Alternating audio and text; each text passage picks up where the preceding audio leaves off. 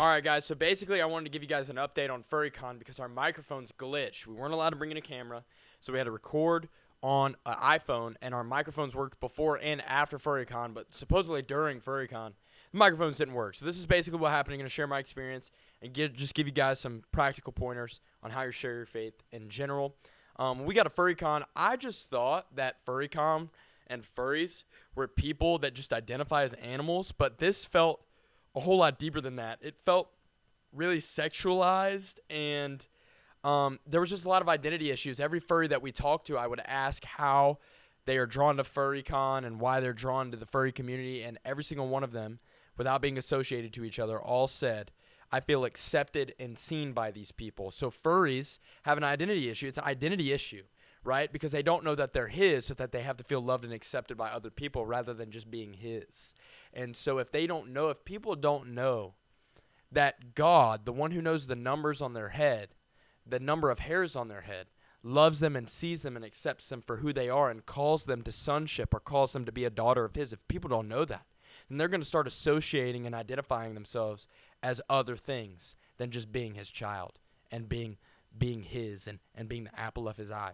So these people, these furries, it was just identity issues, and they felt like that they were accepted and seen, which is really sad. Like, to me as a Christian, it encourages me as a Christian to want to step up and be there for other people and step up and make other people feel seen and loved. You know, you can make people feel seen and loved without, like, letting their sins slide.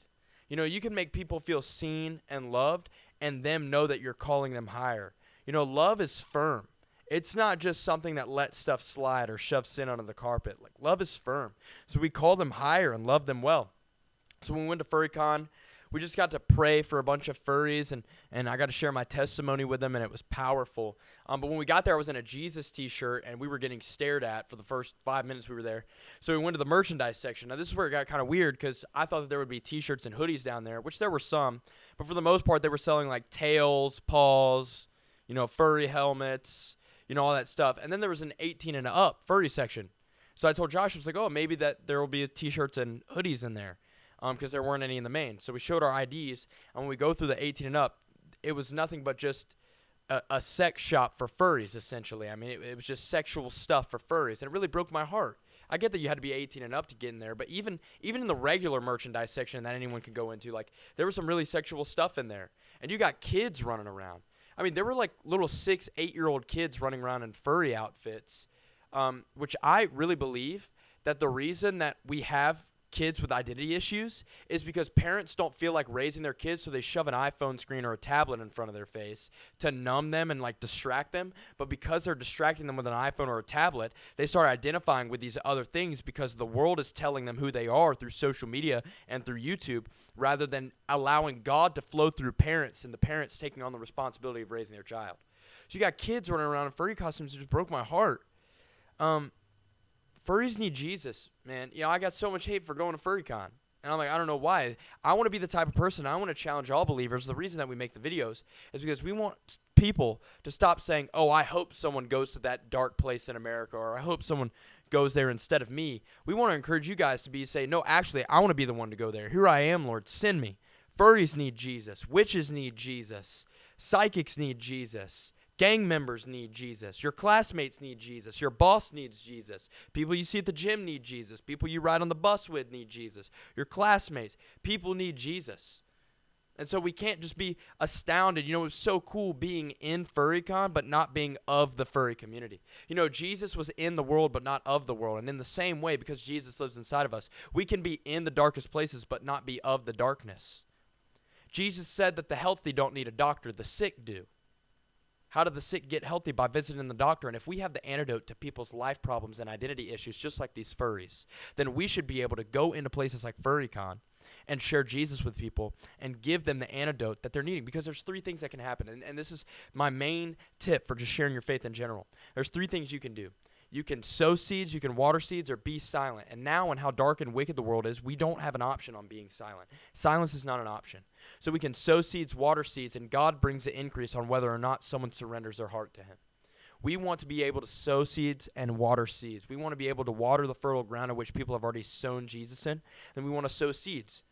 And some people have been given a misrepresentation of Jesus. So to those people that have been given a misrepresentation of Jesus, you're not watering that seed. You're actually planting a seed because that person doesn't know the real Jesus. And a lot of these furries, like when I would bring up Jesus, they didn't want to talk about Jesus much because they had been hurt by people who claimed to be Christian but didn't live it. So you want to know the real #1 evangelism tool? Don't shove the gospel down people's throat. Just live it and let them come ask you why you are the way you are. I'm talking about your close friends that don't know Jesus. The people that have been straying away, your friends that are doing drugs, getting arrested, sleeping around. Don't tell them that they're going to burn in hell because you're going to see them every day. It's long-term evangelism. Let your life shine for the gospel. Let your life burn. Let the gospel flow through you. And just by living it, people are going to ask you, hey, I need help. I'm going through this, and that. That is beautiful evangelism because 1 Peter 3:15 says, be prepared to make a defense to anyone who asks for the hope inside of you, the reason that you are the way you act and what you believe in, but do it with gentleness and respect. Do it with what? Gentleness and respect, not hatred and condemnation. Too many people water seeds and try to plant seeds with condemnation, and I'm not about that.